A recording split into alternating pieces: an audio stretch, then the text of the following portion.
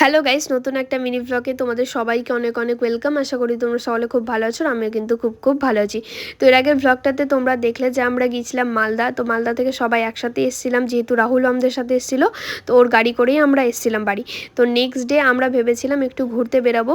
তো আমরা একটু ঘুরতে বেরিয়েছিলাম, কিন্তু ঘুরতে বেরাতে গিয়ে আমাদের সাথে এত বড় একটা অ্যাক্সিডেন্ট ঘটবে সেটা আমরা কখনো কল্পনা করতে পারিনি। তো কিভাবে কি অ্যাক্সিডেন্ট ঘটলো যদি তোমরা জানতে চাও, তো ভিডিওটা ফার্স্ট থেকে এন্ড অবধি দেখবে। আমি ভিডিওর এন্ডে অবশ্যই বলে দেবো।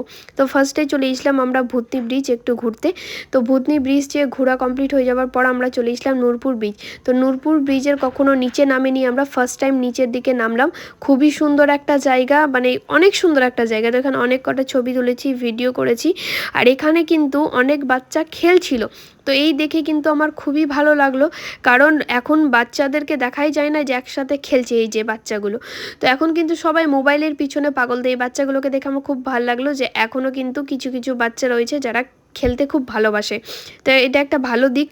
তো যাই হোক, তারপরে এখানে সুপ্রিয় আমাকে বলছিল তোমার অনেক কটা ভিডিও করে দিলাম, তো এবার আমি শাহরুখ খানের মতন একটা পোজ দিব, তুমি আমাকে ভিডিও করে দাও। তো বললাম ঠিক আছে তাহলে করে দিব।